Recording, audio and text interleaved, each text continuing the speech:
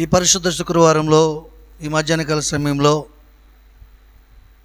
శ్రమలో సంతోషం అనే అంశాన్ని దేవుడు మనతో మాట్లాడుతున్నాడు. సమయమందు దేవుని యొక్క పరిశుద్ధ గ్రంథం నుండి క్రొత్త నిబంధన అపొస్తల కార్యములు 20వ అధ్యాయము 20వ వచనం చూద్దామండి. మరియు ప్రయోజనకరమైనది ఏదియు దాచుకొనక బహిరంగంగాను ఇంటంటా మీకు తెలియచేయచ్చు బోధించుచు దేవుని ఎదుట మారు మనసు పొంది మన ప్రభు అయిన యేసుక్రీస్తునందు విశ్వాసం ఉంచవలనని యూదులకును గ్రీసు దేశస్థులకును ఎలాగూ సాక్ష్యం ఇచ్చి ఉంటునో ఇదంతయు మీకు తెలియను. చూసారా, ఈ మాటలు ఎవరితో చెప్తున్నారంటే పౌలు గారు సంఘముతో చెప్తున్నాడు. ఈ మాటలు ఏమని చెప్తున్నాడంటే, దేవుని ఎదుట మరియు ప్రయోజనకరమైనది ఏది కూడా దాచుకొనక, ఆయనకి ప్రయోజనకరమైనది ఏది కూడా దాచుకొనక బహిరంగముగాను సత్యముగాను ఇంటింటా బోధించుచు దేవుని ఎదుట మారు మనసు పొంది మన ప్రభు అయిన యేసుక్రీస్తు విశ్వాసం ఉంచవలనని స్వార్థ పరిచర్య చేస్తున్నానని జ్ఞాపకం చేస్తున్నాడండి. కాబట్టి అక్కడ ఏం చెప్తున్నాడంటే, యూదులకు గ్రీసు దేశస్థులకు ఎలాగ సాక్ష్యం ఇచ్చింటునో ఇదంతయు మీకు తెలియనని చెప్తున్నాడు. ఏం చెప్తున్నాడంటే, ఎవరి ఎదుట మారు మనసు పొందమని చెప్తున్నాడు ఆయన సంఘానికి? దేవుని ఎదుట. మీరు దేవుని ఎదుట మారు మనసు పొందారని మీరు బాప్తిస్మం ఇవ్వమనగానే నేను నమ్మి మీకు బాప్తిస్మం ఇచ్చాను. అవునగా చెప్పండి. మీరు దేవుని ఎదుటే మారు మనసు పొంది రక్షణకు సిద్ధపడ్డారని మీ మాటలు నేను నమ్మి మీకు బాప్తిస్మం ఇచ్చాను. బాప్తిస్మం ఇచ్చిన మొదటి దినాల్లో చేసుకున్న నిబంధన ప్రకారంగా ప్రతి ఆరాధనకు వస్తూ ప్రతి ఒక్క పరిచర్లో పాలు పంపులు పొందుచు దేవుని చిత్తాన్ని జరిగించు మీకు మీరు దేవునికి అప్పగించిన రీతిగా కొన్నాళ్ళు కొనసాగారు. కొన్నాళ్ళు కొనసాగిన తర్వాత మీ హృదయములను అపవాది ప్రేరేపించాడు. ఏమని? ఎవరి చేతో ఏదో ఒక విషయాన్ని హృదయంలో విత్తనం వేసినప్పుడు దానికి నీరు కట్టి ఫలింపజేసి వృక్షంగా చేసుకుని దేవుని యొక్క వాక్యం అనే విత్తనాన్ని నిర్లక్ష్యం చేస్తున్నాం. దేవునికి మహిమ కలుగును గాక. కాబట్టి ఇక్కడ ఏం చెప్తున్నాడు? దేవుని ఎదుట మారు మనసు పొందమని జ్ఞాపకం. నిజంగా మీరు దేవుని ఎదుట మారు మనసు పొందిన వారైతే మీ భక్తి బాప్తిసం తీసుకున్న నాటి నుండి మరణించే ముందు దినం వరకు కూడా ఒకే రీతిగా ఉంటుంది. ఈ మధ్యలో శ్రమలు రావచ్చు, ఇరుకులు రావచ్చు, ఇబ్బందులు రావచ్చు, వ్యాధులు రావచ్చు, రోగం రావచ్చు, బంధకాలు కలిగి ఉండొచ్చు. ఎన్ని కలిగి ఉన్నా సరే దేవుని ఎదుట నేను మారు మనసు పొందను కనుక ఇక మరలా మార్పు చెందను, మరలా లోకం వైపు తిరగను, మరలా శరీరం వైపు తిరగను, శరీర కోరికలను అనుసరించి జీవించను, శరీరానుసారంగా జీవిస్తారని దేవుడు మనకు జ్ఞాపకం చేస్తాడు. ఆత్మానుసారంగా జీవిస్తారని దేవుడు జ్ఞాపకం చేస్తాడు. కాబట్టి నేను ఆత్మానుసారంగా జీవిస్తాను తప్ప శరీరానుసారమైన మనసుకు ఓటు నేను వెయ్యను అనుకు నిబంధన జ్ఞాపకం చేసుకోవాలి మీరు. అలాగే మీరు చేసుకున్నట్లయితే మీరు లోక సంబంధమైన చిన్న చిన్న శ్రమలకు ఆగిపోయి దేవుని సందు నిర్లక్ష్యం చేయరు.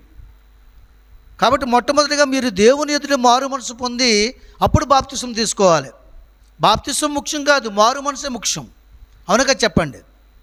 బాప్తిసం ముఖ్యం కాదు. కాబట్టి సున్నత లేనివాడైనను సున్నత ఉండవాడైనను ముఖ్యుడేమి కాదు. కానీ ఆత్మ సంబంధమైన సున్నతి కావాలి, మారు మనసు కావాలి.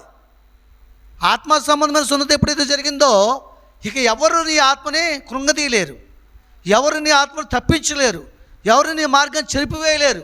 తిన్ననైన మార్గంలో నడుచుకుంటావు, తిన్నగా దేవుని వైపు చూస్తావు, దేవుని చూసే హృదయ నేత్రాన్ని సంపాదించుకుంటావు. హృదయ శుద్ధి గలవారు ధన్యులు, వారు దేవుని చూచుతారని ఆ శుద్ధ హృదయాన్ని, ఆ శుద్ధ నేత్రాన్ని, ఆత్మకున్నటువంటి ఆ నేత్రాన్ని, ఆత్మీయ నేత్రాన్ని తెరుచుకుని దాని ప్రకారంగా మనస్సాక్షి కలిగి జీవిస్తావు. దేవుని ఎదుట మారు మనసు పొందాలి నువ్వు, మనుషులు ఎదుట కాదు. సుబ్బమ్మని పేరు ఉన్నదానికి మరియమ్మని పేరు మార్చుకోవడానికి కాదు, క్రైస్తవురాలుగా మారడానికి కాదు. నువ్వు మారు మనసు పొందిన వారు అయితే మారు మనసు తగిన క్రియలు నీలో కనబడాలొద్దా? ఇప్పుడు నేను గర్భిణీ స్త్రీని అన్నదంటే, సాక్ష్యం ఇచ్చిందంటే ఒక స్త్రీ ఏమండి, మొదటి 3 నెలల్లో గర్భం కనపడకపోయినా 4-5 నెలలైన గర్భం పైకి కనపడదా? కనబడుతుంది. అలాగేంటంటే నీ హృదయంలో దేవుని క్రియలు, దేవుని చిత్తము, దేవుని మనసు ఉన్నట్లయితే దేవుని క్రియలు నీ క్రియల ద్వారా కనబడతాయి ప్రపంచానికి. దేవుని స్తోత్రం, హల్లెలూయా. కనుక దేవుని సన్నిధానంలో ఆయన చెప్తున్నాడు కదా, మరి ఏ విధంగా దేవుని ఎదుట మారు మనసు పొందమని చెప్తున్నాడు. దేవుని ఎదుట మారు మనసు పొంది మన ప్రభు అయిన యేసుక్రీస్తు విశ్వాసం ఉంచవాలని. చూసారా, ఎవరి మీద ఉంచాలంటే విశ్వాసము? ప్రభు అయినా యేసుక్రీస్తునందు విశ్వాసం ఉంచాలంట. మనుషులు మాట్లాడింది విశ్వాసం కాదు. మనుషులు నీకు ప్రేమ చూపిస్తే వాళ్ళ మీద విశ్వాసం ఉంచడం, ఆ ప్రేమ వాళ్ళు తగ్గిపోతే, ఆ ప్రేమ తగ్గిపోతే విశ్వాసాన్ని కోల్పోవడం అలాగుంటుంది. నీ విశ్వాసం గొప్పదై ఉండాలి. నీ విశ్వాసం ఎప్పుడు కూడా జీవం కలిగిదే ఉండాలి. నిర్జీవమైంది ఉండకూడదు, చనిపోయిన దానివల్ల ఉండకూడదు. కాబట్టి దేవుని సన్నిధానంలో ఏమై ఉండాలంట? ప్రభు అయిన యేసునందు విశ్వాసము ఉంచాలి. డాక్టర్ చేత వైద్యం చేయించుకోవచ్చు, కానీ మన నమ్మకం మాత్రం పరమ డాక్టర్ని యేసయ్యే అని విశ్వాసం ఉంచాలి. కాబట్టి దేవుని సన్నిధానంలో మనం దేవుని ఎదుట మారు మనసు పొందాలండి. దేవుని ఎదుట మారు మనసు పొందామనుకో, దైవజనులు ఉన్నప్పుడు ఒకలాగా, దైవజనులు లేనప్పుడు ఒకలాగా, మందిరంలో ఉన్నప్పుడు ఒకలాగా, మందిరంలో లేనప్పుడు ఒకలాగా ప్రవర్తన ఉంటుంది. మన ప్రవర్తన ఎల్లప్పుడు ఎలా ఉంటుంది?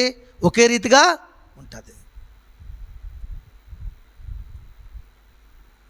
మీకు చెప్తుంటాను అప్పుడప్పుడు, నేను ఉన్నప్పుడైనా నేను లేనప్పుడైనా మీరు మా ఇంటికి ఎప్పుడైనా రండి, దేవుని మాటలు దేవుని పాటలు తప్ప మరి ఏదైనా మీకు వినబడినట్లయితే నాకు సాక్ష్యం చెప్పండి, మీకు తగిన బహుమతి ఇస్తానని చెప్పను. నేను మీరు చూపించలేరని కూడా చెప్తాను, మీరు వినలేరని కూడా చెప్తాను. ఎందుకు చెప్తాను? నేను ఆ రీతిగా మా ఇంట్లో ఉంటుంది కాబట్టి చెప్తాను.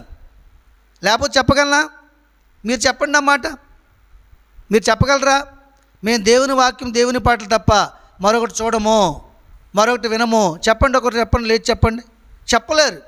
నేను ఎందుకు చెప్పగలుగుతున్నాను? నేనున్నా లేకపోనా, నేనున్నప్పుడు ఇది నాకు భయపడి పాస్టర్ గారు ప్రార్థన మాటలు వినడం, తర్వాత టీవీ వార్తలు చూడడం ఇవన్నీ చూస్తుందేమో అనుకోవచ్చు పోను మీరు. నేను లేనప్పుడు కూడా మీకు సవాల్ చేస్తాను. మేము ఎందుకు ఆ విధంగా ఉంటాము? మా ఇల్లు ఎందుకు ఆ విధంగా ఉంటుంది? దేవుడు చూస్తాడో. పాస్టర్ గారు చూసినా చూడకపోయినా, విశ్వాసం వచ్చి పరీక్షించకపోయినా మన ఇంట్లో మనం ఏం చూస్తున్నామో దేవుడు చూస్తాడనే భయంతోటే కదా. అది దేవుని ఎదుట మారు మనసు అంటే.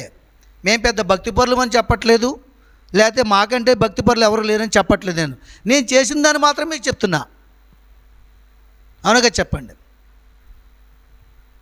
మీకు ఏదైనా ఒక 20,000 రూపాయలు వచ్చిందనుకోండి ఎక్కడి నుంచేనని, ఏం చేస్తారు మీరు చెప్పండి? పిల్లకి చిన్న వస్తువు కొనడమో, లేకపోతే మీ ఇంటికి ఒక కిటికీ పెట్టించుకోవడము, అవునా? లేకపోతే పిల్ల పేరున పోస్ట్ ఆఫీస్లో వేయడము, ఏదో ఒకటి చేసుకుంటారు. అవునగా చెప్పండి. నాకు 20,000 వచ్చిందంటే 25,000, 30,000, మళ్ళీ ఇంకో 5,000, 10,000 కలిసి దేవుని మందిరం ఖర్చు పెడతాను. ఎందుకు ఈ మాట చెప్తున్నాను చెప్పండి? మన పిల్లలు పెట్టింది, మన ఇంటికి కట్టుకుంది, పిల్లలు పెట్టిన దాన్ని, పిల్లల్ని ఇంటికి కట్టిన దాన్ని ఇంటికి విడిచిపెట్టి వెళ్ళిపోవాలి ఒక రోజు. కానీ దేవునికి పెట్టింది ఎప్పటికైనా మర్చిపోడు. అవునగా చెప్పండి. ఇది దేవుని ఎదుట మారు మనసు క్రియలు ఇలాగ ఉంటాయి.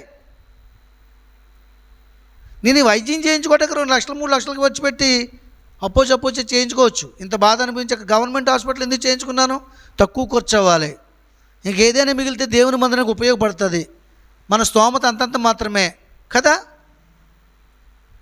దేవుని ఎదుట మారు మనసు కలిగినటువంటి వారట వారి జీవితాన్ని, జీవిత ఖర్చుల్ని, ఆదాయాన్ని, దేవుని చిత్తాన్ని, దేవునికి ఇవ్వాల్సిందని లెక్కేసుకుని బేరీ చేసుకుని వాళ్ళ సొంత సుఖాన్ని, స్వసుఖాన్ని అణిచివేసుకుని దేవుని చిత్తాన్ని జరిగించి దేవుని సంతోషపరచడానికి ముందుకెళ్తారు. దేవుని స్తోత్రం, హల్లెలూయా. అలాగని మాకు శ్రమలు లేవా, మాకు అప్పులు లేవా, మాకు సమస్యలు లేవా? కానీ అందరికీ ఎలా ఉందంటే పాస్టర్ గారికి ఏ సమస్య లేదు, హాయిగా బతికేస్తాను రంసలాగా అనుకుంటున్నారు. నిజమే బతుకుతున్నారు హాయిగాని. ఎవరిని బట్టి? నా దేవుని బట్టి.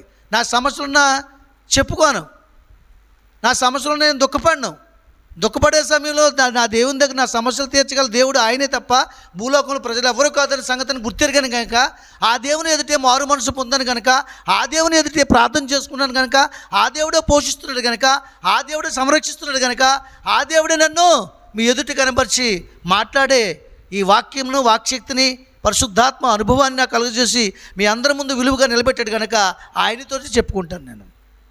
దేవునికి మహిమ కలుగును గాక. కొంతమందితో చెప్పుకుంటాను. ఎవరికి? నాతో పాటు సహవాసం చేసి భక్తి చేసే వారికి మాత్రమే చెప్తాను, అందరికీ చెప్పను. దేవుని స్తోత్రం. ఆయన అంటున్నాడు, ఎందుకంటే దేవుని ఎదుట మారు మనసు పొందిన వాళ్ళు దేవుని చిత్తాన్ని జరిగిస్తారు. మనుషుల ఎదుట క్రైస్తవులుగా కనబడాలనుకున్న వాళ్ళు గారడీ సీమోన్ లాగా ఉంటారండి. వాళ్ళు దేవుని ఆత్మని ఇంకా అనుభవించలేరు. డబ్బులు పెట్టినా ఏం చేసినా సరే. పేతురు మరి వారు పరిశుద్ధాత్మను అనుభవించి ఇతరులకు దాన్ని పంచుతున్నప్పుడు కొంత డబ్బు ఇస్తాను, నాకు దాన్ని అమ్మివేయండి అని అడుగుతాడు కదా గారడీ సీమోను. దేవుని ఎదుట నీ హృదయం సరైంది కాదు కనుక దీంట్లో నీకు పాలు పంపులు లేవు. నువ్వేం చేస్తున్నా సరే దేవుడు నీ ఎదుట ఉండడని చేయాలి నువ్వు. అప్పుడు నీ ఎదుట ఉంటాడు ఆయన. నీ కడుపు నొప్పి పొందితే నీ ఎదుట ఉంటాడు. నీకు ధనం కావాలంటే సమకూరుస్తాడు ఆయన. ఈరోజు నేను అలాగే బ్రతకగలుగుతున్నాను, సాక్ష్యం చెప్తున్నాను వినండి.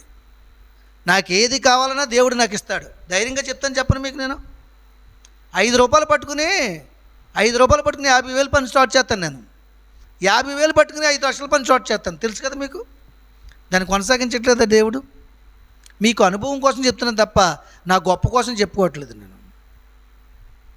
మీరు ఎందుకు మరి నిర్లక్ష్యం చేస్తున్నారు? మీరు భక్తి చేస్తే నన్ను పోషించిన దేవుడు మిమ్మల్ని పోషించడా? దేవుని కొరకు ప్రయాసపడిన వారిని దేవుడు విడిచిపెట్టేస్తాడా? మనుషుల కొరకు ప్రయాసపడితే మనుషులు విడిచిపెట్టేయచ్చు. పిల్లల కోసం ఎంతో ప్రయాసపడతాం. ఒక దినాన ఉద్యోగాలు వచ్చిపోతారు, మనల్ని అనాథాశ్రమంలో జాయిన్ చేస్తారు. వాళ్ళకి దయ ఉంటే. కొంతమంది అలా కూడా జాయిన్ చేయరు, రోడ్డు మీద పోయి అడుక్కోమని వదిలేస్తున్నారు తల్లిదండ్రులను. ఇప్పుడు అవునా కదా? మన పిల్లలకి అంత జ్ఞానమే లేదు, ఆ రీతిలో పెంచలేదు కాబట్టి మనకి అదే పరిస్థితి వస్తుంది. అవునా కదా? చెప్పండి. ఆ అనాథాశ్రమంలో జాయిన్ చేసేవాళ్ళు వేరు. వాళ్ళు భక్తి కలిగి ఉంటారు, వాళ్ళు భక్తాలు చేసుకుంటారు, పిల్లల్ని బాగా చదివిస్తారు. ఐఏఎస్ ఐపీఎస్ కొంచెం జ్ఞానం కలిగిన పదవుల్లో ఉద్యోగాలు ఉంటారు కాబట్టి వాళ్ళు విడిచిపెడితే చట్టం ఒప్పుకోదు కాబట్టి, ప్రభుత్వాలు ఒప్పుకోరు కాబట్టి, వాళ్ళు ఉద్యోగాలు తీసేస్తారు కాబట్టి వాళ్ళ బాధ్యత తీసుకుని అనాథాశ్రమంలో జాయిన్ చేసి వెళ్తారు. లేకపోతే ఒక హోమ్ కేర్లు ఉంటాయి కదా, వాటిలో జాయిన్ చేసి వెళ్ళి డబ్బు కడుతుంటారు నెల. మన పిల్లలు అలాగే చేయడానికి మనం అలా పెంచలేదు కదా. మరి అప్పుడు వాళ్ళు ఏం చేస్తారు? మనం త్రోసేస్తారు కదా, మనల్ని విడిచిపెడతారు కదా. తప్పక జరుగుతుంది అది. ఇప్పుడే చంపేస్తానంటారు నిన్ను బతకుండగానే. వింటున్నావా లేదా మాటలో? అండ్ మనో తల్లినో కొడుకు అంటే నిన్ను చంపేస్తే మొత్తం ఈ కొంపకి చీడ వదిలిపోద్దే. తల్లిని కొడుకు ఆడి బతకాలని చచ్చి బతికి కష్టం చేసుకుని ఆడికి అన్నీ సమకూరుతుంటే ఆ తల్లిని అంటున్నాడు వాడు, నిన్ను చంపేస్తే సరిపోద్ది, ఇదంతా కొంప వదిలిపోద్ది కుటుంబానికి. చూసారా? అది నేను ఎవరికేం మాట్లాడట్లేదు, అనుభవం తెలిసి. మా జీవితాల్లో కూడా ఇలాంటి పరిస్థితులు ఎదుర్కొన్నాం కనుక ఆ పరిస్థితులు మీకు రాకూడదని, భక్తిలో నిలుచుండాలని, మనల్ని ఎవరు విడిచిపెట్టాలన్నా దేవుడు మాత్రం విడిచిపెట్టాలని మరొకసారి రూఢిపరుస్తూ మీకు వాక్యం బోధిస్తున్నాను. దేవుని స్తోత్రం. హల్లెలూయా. ఇప్పటికీ మేము ఎవరి మీద ఆధారపడం? మా పిల్లల మీద ఆధారపడం. మేము నమ్మింది మిమ్మల్నే. దేవుని తర్వాత నిజంగా చెప్తున్నాను, దేవుని తర్వాత నమ్మింది సంఘాన్నే. నేను బంధువులు కూడా నమ్మలేదు, బంధువుల మీద కూడా నా నమ్మకం ఉంచను, మీకు తెలుసు. నేను నమ్మింది మిమ్మల్నే దేవుని తర్వాత. అలాగే మీరే మరి వెన్నుపోటు పొడిస్తే, సంఘానికి మర్యాదకి క్రమంగా ఆరాధనకు రాకపోతే నేను ఎవరు చెప్పుకోగలవు బాధ? నీ కొడుకు నిన్ను అంత మాట అంటే ఎవరు చెప్పుకోగలవు? ఎవరికైనా చెప్పుకుంటే వాళ్ళు ఎంత లూజుగా చూస్తారు నిన్ను. నువ్వు అలా పెంచావంటారు, నీ మీదే తప్పు పడతారు, ఇంకా గుచ్చి పొడుతారు నిన్ను. అవునా కదా? చెప్పండి. అలా మీ గురించి ఎవరికైనా చెప్పుకుంటే వాళ్ళని అనరా? కాబట్టి దేవునికే చెప్పుకుంటున్నాను. ఇంకా తట్టుకోలేని పరిస్థితి మీకు చెప్పుకుంటాను. మీరు కొంచెం మార్పు చెంది ముందుకు రండమ్మా, మీరు కొంచెం ఆరాధన చేయండి అమ్మా, ఆరాధనకు రండమ్మా, దయచేసి నన్ను బాధ పెట్టకండి అమ్మా అని మీకు చెప్పుకోగలను తప్ప మరెవరికి చెప్పుకోలేను. దేవునికి మహిమ కలుగును గాక. ఆయన అంటున్నాడు, మరొక మాట చెప్తున్నాడు చూడండి, అక్కడ 24వ వచనంలో ఏం చెప్తున్నాడు? 23లో, బంధకములను శ్రమలను నా కొరకు కాచుకుని ఉన్నవని పరిశుద్ధాత్మ ప్రతి పట్టణంలో నాకు సాక్ష్యం ఇచ్చున్నాడని తెలియను. చూసారా? పౌలు గారికి ఏం కాచుకుని ఉన్నాయంట? అమ్మా, బంధకములు శ్రమలు నా కొరకు యెరూషలేములో కాచుకుని ఉన్నాయి. పరిశుద్ధాత్మ నాకు తెలియజేశాడు, నువ్వు ఎక్కడికి వెళ్తున్నావు అక్కడ బంధకాల శ్రమలు నీ కొరకు కాచుకుని ఉన్నాయి. నువ్వు వెళ్ళగానే బంధిస్తాయి, శ్రమలు నిన్ను అంటుకుంటాయి. నిన్ను పొడుస్తాయి, తిరిగిను అయిన నా పోరాటము ఆపట్లేదు అంటున్నాడు. చూసారా, మనకేదైనా శ్రమ వచ్చిందనుకోండి దేవుని సందికి ఆగిపోతాం. మరి ఈయన ఆగిపోయాడా? ఈయన ఎందుకు ఆగలేదు? దేవుని చేత ఏర్పరచబడినవాడును, దేవుని ఎదుట మారు మనసు పొందినవాడును, దేవుని యందు విశ్వాసం గలవాడై తనకు అప్పగించినటువంటి పనిని తుదముట్టడానికి నిబంధన చేసుకుని ముందుకెళ్తున్నాడు. నువ్వు నిబంధన చేసుకోవాలి. నిబంధన చేసుకోకపోతే ఆరాధన సమయంలో నీకు బలహీనత వస్తుంది, ఆరాధన సమయంలో ఆటంకం వస్తుంది. ప్రభువా ఎటువంటి ఆటంకం వచ్చినా, ఎటువంటి పరిస్థితి వచ్చినా, ఎటువంటి అనారోగ్యంతో బాధపడినా నా బ్రతుకు కాలం అంతా నీ సందులో కనబడుతున్నాయనని ఒక నిబంధన చేసుకున్నప్పుడు అలాంటి ఆటంకాలు మన యొద్దకు రావు. దేవుని స్తోత్రం. ఆటంకాలకు అంటే అర్థం ఏంటి? అపవాది అని అర్థం. ఆరాధనకు ఆటంకపరిచేది ఎవరు? అపవాది. అనారోగ్యం కలుగజేసేవాడు ఎవడు? అపవాది. అపనమ్మకం కలుగజేసేవాడు ఎవడు? అపవాది. ఏమండి, కాబట్టి దేవుని సందులో ఆయన చెప్తాడు కదా, నా కొరకు బంధకములు శ్రమలు కాచుకుని ఉన్నవని పరిశుద్ధాత్మ ప్రతి పట్టణంలో నాకు సాక్ష్యం ఇచ్చుండని తెలియను. అయితే దేవుని కృపా సువార్తను గూర్చి సాక్ష్యం ఇచ్చుట యందు కృపా సువార్తను గూర్చి సాక్ష్యం ఇచ్చుట యందు నా పరుగు నేను ప్రభువైన యేసు వలన పొందిన పరిచర్యను తుదముట్టింపవలనని నా ప్రాణము నాకు ఎంత మాత్రం ప్రియమైనదిగా ఎంచుకునట్లేదు. ఎంత గొప్ప మాట, ఎంత గొప్ప మాట అండి ఇది.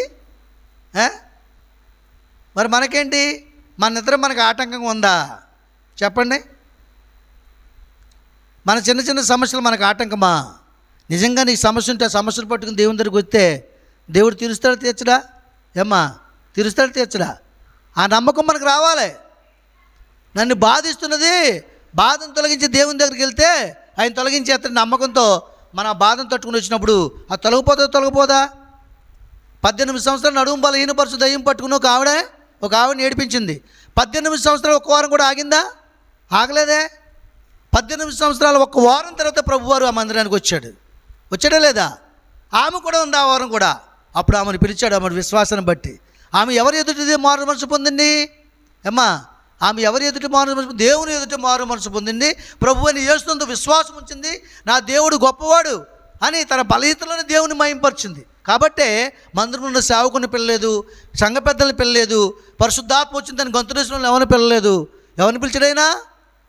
ఆయన ఎదుట మారు మనసు పొంది శ్రమలో ఆయన నామాన్ని మహింపరుస్తున్నటువంటి ప్రతి దినము, ప్రతి ఆదివారం కూడా, ప్రతి శుక్రవారం కూడా ఆగక పానక 18 ఏళ్ళు విశ్వాసాన్ని కాపాడుకుని వచ్చినటువంటి ఆ తల్లిని పిలిచి, అమ్మా నువ్వు నా యొద్దకు నడిచిరా, నీ బలహీనత నీ యొద్ద నుండి తొలగిపోతుంది అన్నాడు. చెప్పలు కూడా దేవుని మహింపరచండి.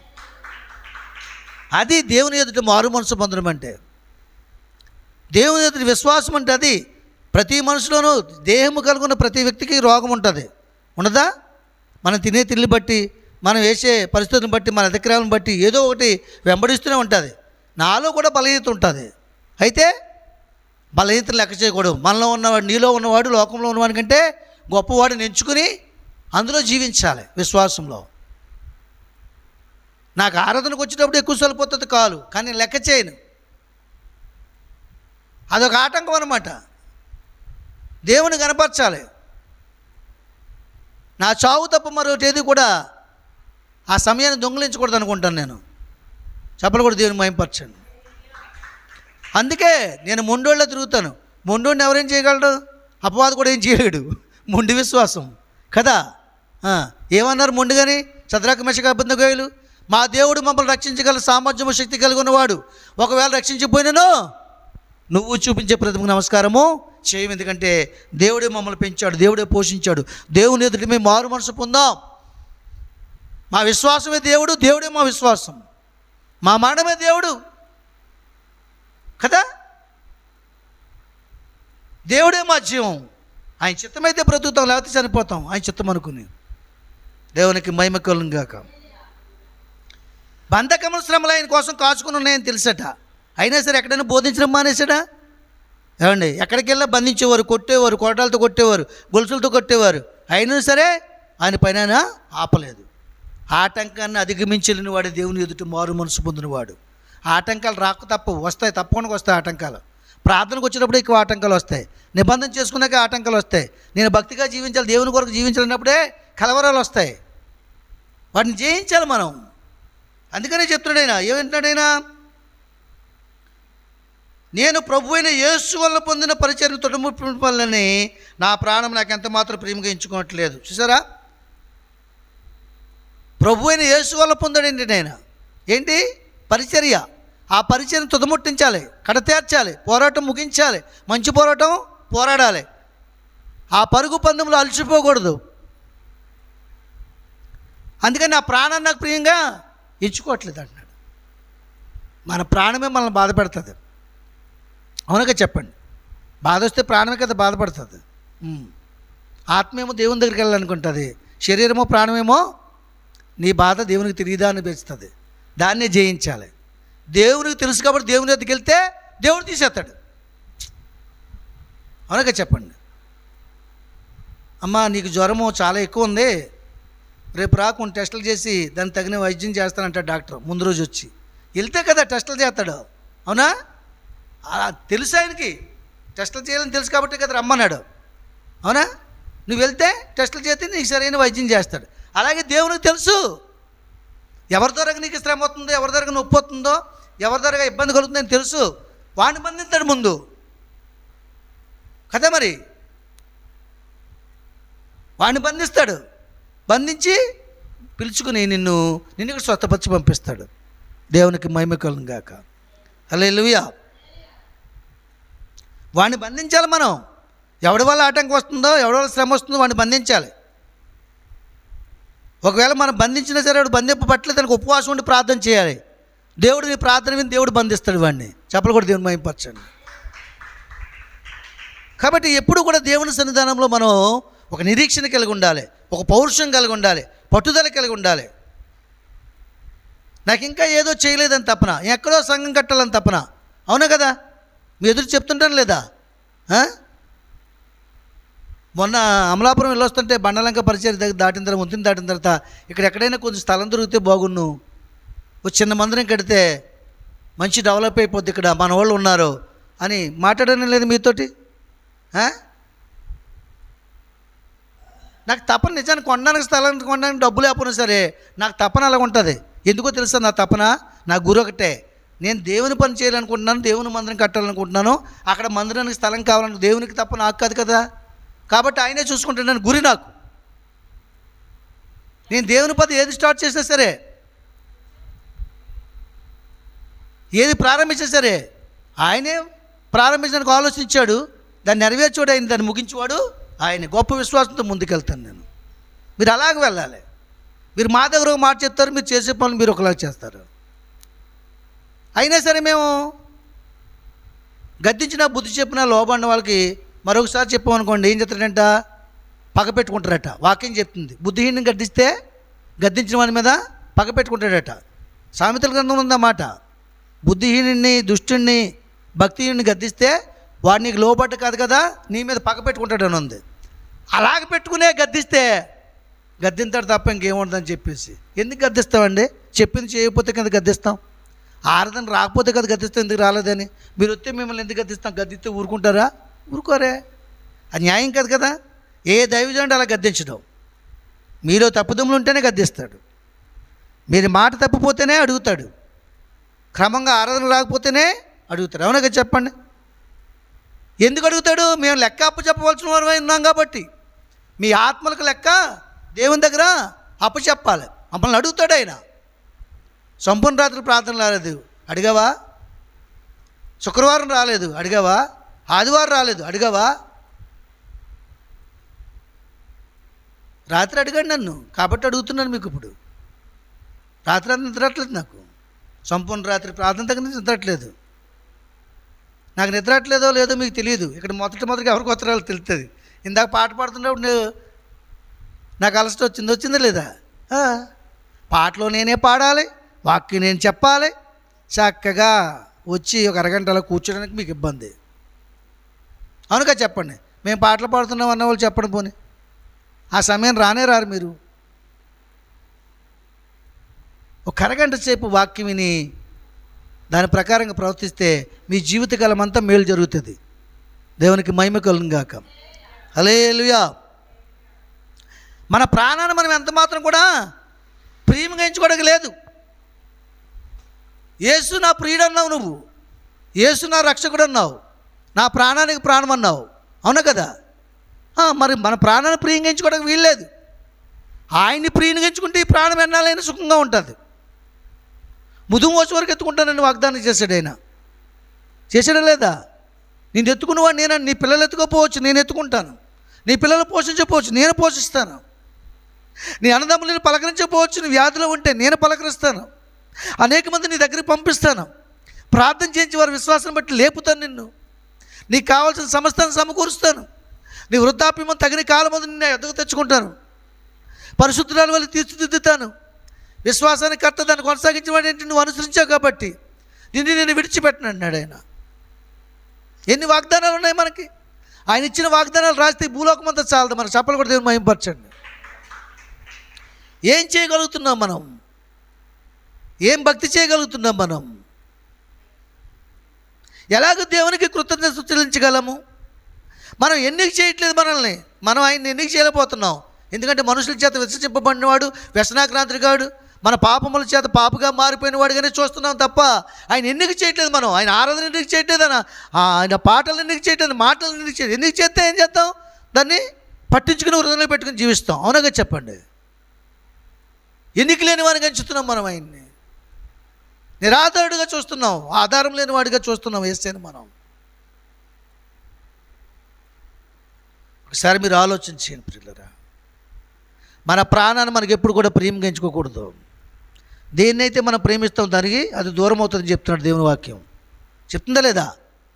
నువ్వు ఎవరినైతే అమితంగా ప్రేమిస్తావు వారికి దూరం అవుతారు. దేవుణ్ణి అమితంగా ప్రేమించాలి. దేవుణ్ణి నమ్మిన తర్వాత దేవుని మాటే పట్టించుకోవాలి. దేవుని అధికారానికి లోబడాలి. దేవుని ఎదుట మారు మనసు పొందమని ఇప్పుడు కూడా జ్ఞాపకం చేసుకోవాలి. నీ హృదయం మోసకరమైంది, ఘోరమైన వ్యాధికి వెళ్తే ఇది చూడంటుంది, అది చూడంటుంది, ఇలాగెళ్ళంటుంది, అలాగెళ్ళంటుంది. ఈ 10 రూపాయలు వస్తే ఇంకో దానికి పనికిరావా అంటుంది. ఆ 10 రూపాయలు తెచ్చుకుని రోగం తెచ్చుకుని దానికి ఖర్చు పెట్టవలసిన అవసరం ఏంటి? నీ దేవుడు మాట విని ఆ 10 రూపాయలు లేకపోతే సుఖంగా జీవించవచ్చు కదా. అవునగా చెప్పండి. కాబట్టి దేవుని సన్నిధానంలో దేవుని ఎదుట ఆయన ఆనబడి చెప్తున్నాడు సంఘానికి. దేవుని ఎదుట మారు మనసు పొందని ప్రకటన చేస్తున్నాడండి. దేవుని ఎదుట మారు మనసు పొందిన వారు ఏ ఆరాధన నిర్లక్ష్యం చేయరు. ప్రభు అయిన యేసుక్రీస్తుని విశ్వాసం ఉంచేవారు ఇక అపనమ్మకం కలిగి జీవించరు. ఏది జరిగినా సరే నేను రోగునైనట్టు నీకు ఇష్టమా ప్రభువా? అలాగే జీవిస్తాను. నేను కుంటివాడు ఉండడం నీకు ఇష్టమా ప్రభువా? అలాగే నడుచుకుని పరిచయం చేస్తాను. ఈ నొప్పుతో భరించుకుంటూ ఉండడం నీకు ఇష్టమా? నేను అలాగే జీవిస్తాను నువ్వు తీసివేసినంత వరకు కూడా. ఇది నిబంధన. ఆయన ఏమన్నాడు? శ్రమలు నా కోసం కాచుకుని ఉన్నాయి, బంధకాలు నా కోసం కాచుకుని ఉన్నాయి, నాకు ఇబ్బందులు ఎదురు కనబడుతున్నాయి, దేవుని పరిశుద్ధాత్మ నాకు తెలియజేస్తుంది, అయినను నా ప్రాణాన్ని నాకు ప్రియంగా ఎంచుకోలేదు. కాబట్టి దేవుని సన్నిధానంలో మన విశ్వాసం గొప్పదై ఉండాలి. మన పోరాటం ఇది. జీవిత పోరాటంలో అన్నీ సాగించేస్తున్నావు. ఇల్లు కట్టాలంటే ఇల్లు కట్టేస్తున్నావు, ఏదో ఒకటి చేసి పిల్లల్ని కావాలనుకుంటే పిల్లల్ని సంపాదించుకుంటున్నావు, దేవుని దగ్గర ఉద్యోగం కావాలంటే ఉద్యోగం చేసుకుంటున్నావు. మంచిది అన్నీ చేసుకోవాలి, ఎవరి దగ్గర లొంగుండకూడదు. దేవుడిని నమ్ముకున్న కంటే అన్నీ సంపాదించుకోవాలి. వెండి సంపాదించుకోవచ్చు, బంగారం సంపాదించుకోవచ్చు, ఇల్లు సంపాదించుకోవచ్చు, పిల్లల్ని సంపాదించుకోవచ్చు. కానీ వీరన్నింటినీ ఇచ్చిన దేవుని ఏళ్ళ కృతజ్ఞత కలిగి ఉండాలి. కలిగి ఉండాలంటే నువ్వు డబ్బు ఏమైనా ఖర్చు పెట్టాలా? ఆరాధన కూర్చొని మీరు ఏమైనా కానుక పట్టుకొచ్చారా? లేదు కదా. ఆదివారం అయితే కొంతమంది ఇంటికి వెళ్ళి వస్తారు మళ్ళీని ఆ పత్తి తేడానికి. దేవుని స్తోత్రం. ఏమండి, ఇక్కడ ఏమైనా కొనాలా? కొబ్బరికాయలు కొనాలా? ఆయన చూడండి, వాళ్ళు ఏం కొంటారు? కొబ్బరికాయలు కొంటారు, ఊదుబత్తి కొంటారు, పసుపు కొంటారు, కుంకుమ కొంటారు, కానుక, అవునా, దక్షిణ పళ్ళు వేయడానికి కొంటారు. సరే, ఏం తేవాలా మనం? నువ్వు కృతజ్ఞత చూస్తే చాలు. దేవుడు ఇచ్చిన దానికి, నీ బిడ్డలను బట్టి, ఇచ్చిన గృహాన్ని బట్టి, భర్తను బట్టి, గర్భపాలను బట్టి, ఇచ్చిన స్వస్థతను బట్టి, ఆరోగ్యాన్ని బట్టి కృతజ్ఞత చెల్లించాలి. అప్పుడు మరొక మేలు చేయడం దేవుడు ఇష్టపడతాడు. అవునగా చెప్పండి. మనం అంతే కదా. మన దగ్గర ఎవరైనా ఏదైనా పట్టుకెళ్ళారనుకో, పట్టుకెళ్ళినట్టుగా ఇచ్చేస్తే మళ్ళీ రెండోసారి ఇవ్వడానికి మనసు కలిగి ఉంటాం మనం. ఇచ్చిందల్లా తీసుకెళ్ళిపోయి ఇంట్లో దాచుకొని తిరిగి ఇవ్వకపోతే మళ్ళీ వేస్తుంటామా? ఏమే ఒకటి ఇచ్చు కానుకంట వాడికి మరలా మేలు చేయడానికి వీలు కలుగు చేసుకుంటుందట. దేవుని స్తోత్రం. హల్లెలూయా. కనుక దేవుని సన్నిధానంలో మన భక్తి ఏ రీతిగా ఉందో, దేవుని ఎదుట మారు మనసు పొంది బాప్తిసం తీసుకున్నామా లేదా, ఆ బాప్తిసం తీసుకున్నప్పుడు చెప్పినటువంటి విశ్వాస సంబంధమైన మాటలు మనకు జ్ఞాపకం వస్తున్నాయా లేదా, ఒకవేళ జ్ఞాపకం వస్తే నీ మనసాక్షిని నువ్వు అణిసివేసి దాటి వెళ్ళిపోతున్నావా, దాటి వెళ్ళిపోతే నష్టం, దాటకుండా నెరవేర్చుకుంటే బహులాభం. దేవునికి మహిమ కలుగును గాక. హల్లెలూయా.